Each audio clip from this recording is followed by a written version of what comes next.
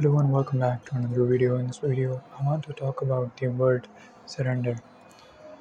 Now, surrender has a lot of interpretations in a lot of different spiritual traditions, but I find that it can also be very easily misunderstood.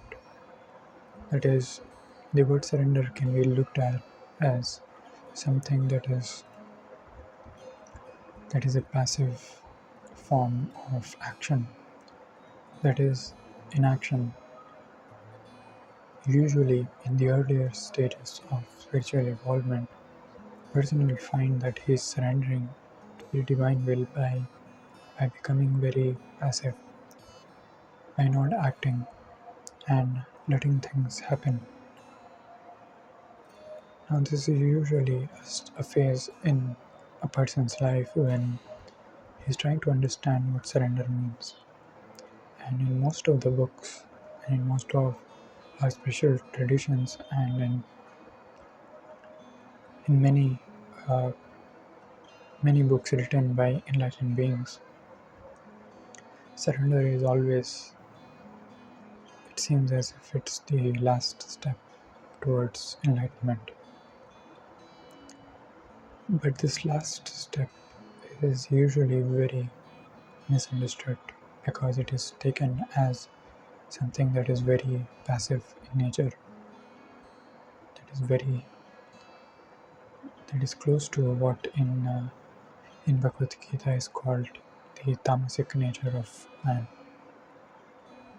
Usually, when a layperson uh, listens to this word or reads about this word called surrender to the divine will or something like that, he thinks or he associates this word surrender with inaction,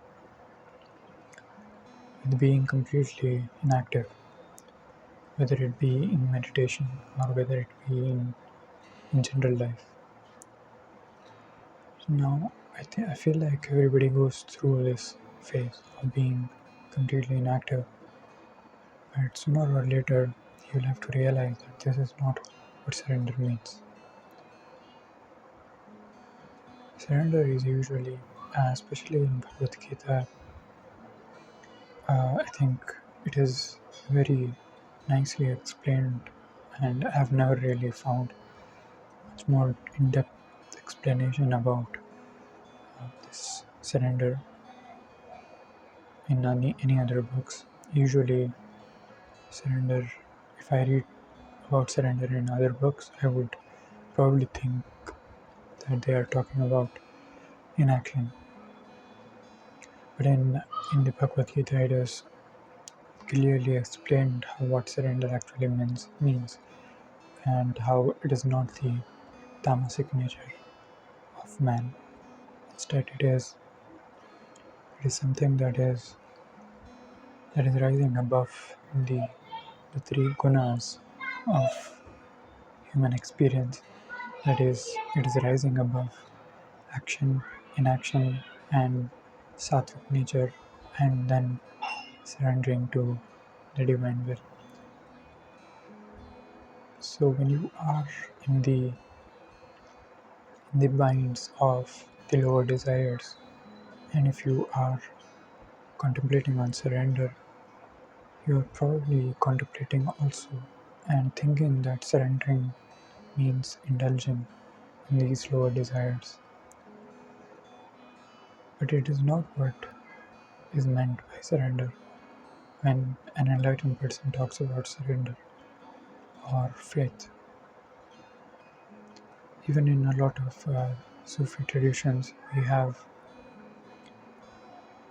something that is similar to surrender, but this surrender is of a higher kind. This is something that needs to be taught to a person who has been on the spiritual journey for a long time and has tamed the beast of the lower desires. He has controlled his desires and he is living a life of purity, and he is leading a life of fulfillment other aspects of life, that is, in material wealth, in moral obligations, in responsibilities. When a person is living a balanced life, and when he's to him surrender is complete, it's a different thing. But to a person who is leading an unbalanced life, in which his three gunas are non-balanced, then to him surrender will mean different. So, so surrender is usually something when you are first in control of your body, of your mind, and you are in control of everything that you are responsible of. And then you will start to perceive something called the intelligent will, or or the divine will. That is when you surrender to this divine will. So so when you are surrendering to divine will, it only leads you towards towards purity. It does not lead you towards your lower desires. I see this a lot in some of our philosophers' teachings, and people who are immature or not who don't really understand spirituality will misunderstand this word surrender and take it in a different, even in a very bad manner. So, for example, Friedrich Nietzsche was a huge played a huge role in spreading his philosophy about, especially about free will, where he says that, and in his autobiography, he writes, in every chapter is named in a very boastful manner, as if he is the. So one of the chapter is named "I am very intelligent," or something like that, and most of the titles of his autobiography are named like that. But at the end of the chapter, he says he denies free will, and he says that people don't really have free will, and when even if I'm saying that, even if I am the most intelligent person, then this is coming out of a humbleness, because I don't really have free will and I don't really choose my characteristics. So when he says that, and when he says that there is no free will, what he means is completely different from what a person who is not really capable of distinguishing between willpower and free will. Now, in my previous video, I have talked about free will, and I have explained how free will and willpower are two separate things. So when Nietzsche says that we don't have free will and the only thing that we can do is surrender, he means it in a completely different manner. And even in our spiritual traditions, in many of our spiritual traditions, we at a certain point, person is given this choice to surrender to the free, the, the divine will, and to surrender his own free will. But this is after a long journey of establishing a few things, of making your mind understand these three gunas, or these three natures of man, that is action, inaction, and sattvic nature, that is the balance of action and inaction.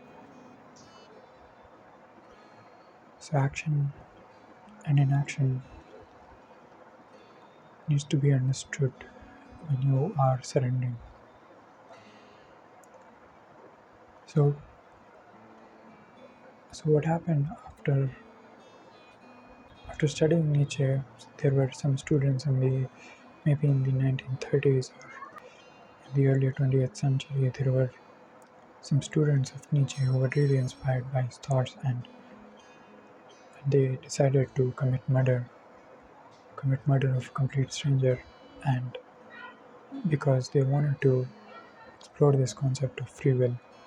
And since they don't have free will, even their desire to murder someone is also uh, based on this fact that there is no free will. So they committed murder. They were caught by the police, obviously, and they were put in prison. And they claim to follow Nietzsche. So this is why it is very important to understand what what surrender means. So if you are trying to understand what surrender means, then it is better if you try to read the Bhagavad Gita, in which it is very clearly made very clear, especially in the first few chapters on Karma Yoga. It is made clear what action, inaction, and surrender actually means. So, and you can also watch my previous video on free will to understand what true surrender means, in which I go into depth of surrender, and I try to explain what what free will you have, and do you really have a choice. So thank you for watching this video. uh, and when it comes to surrender, one must understand that surrender is a natural happening that will happen when you first recognize the divine voice inside you, when you first are attuned to the source, when you are first attuned and your whole body and your mind are in frequency with this divine will. If you have if you are identified with your lower self and you still have inclinations towards your lower desires, then you are not attuned to the divine will. And attuning yourself to divine will means to understand what morality is, to understand these three natures of mind, that is the Rajasic, Sattvic, and Tamasic natures of mind. And I mean in the sense not just understand literally, but understand in your own experience how you can be Rajasic, how you can be Sattvic, and how you can be Tamasic. And when you have balanced your life, when there is a certain fluidity in your life, then you will start to understand the divine will, the will that takes you towards divinity, and the will that will take you towards lower desires, which lead you towards aggression and sin. You will be able to distinguish between them, and when you have enough willpower to move yourself from the lower desires and towards the divine will, then you will actually truly understand what surrender means. Because when you surrender to the divine will, it is a surrender of a very different kind. In this surrender, you will find that you are acting. In fact, you are acting way more. You are doing things that normally, even in action and willpower, you wouldn't do. So, for example, if you surrender to divine will, there is a voice inside your gut. There is a voice inside your heart that you can feel. And When you listen to that divine will and surrender to it, you will be more willing to accept this voice. If you are in an argument with your mother or your father or your partner, you are willing to listen to this divine will and actually go and apologize to them. That is surrendering to the divine will. And sometimes the will says not to apologize, to correct the other person instead. That is what you will follow then. So surrendering is the last step, but only after certain aspects of your life have been balanced. Surrendering does not mean leaving your job or leaving your family, because your mind cannot surrender these things. Your mind will still desire the job. Your mind will still desire your family. You can never truly surrender with your mind. You can only surrender with your true self. And when you are truly established in yourself, that is when surrender happens on its own. So thank you for watching this video, and be careful when you are reading about this word called surrender in certain books, and be open to asking questions to these people who talk about surrendering to the free will, and question them. This is the most important thing, because I had found a lot of people who told me that surrendering is the key, but I never really understood why they used to say that. Because when I used to surrender to my lower desires. I used to surrender to that desire that says, go out with your friends tonight and get drunk in a in a in a concert or something. That could also mean surrender, right? But you are doing that from a sense of attachment towards lower desires. So thank you for watching this video, and be sure to tame the beast, to tame the lower desires. Thank you for watching this video.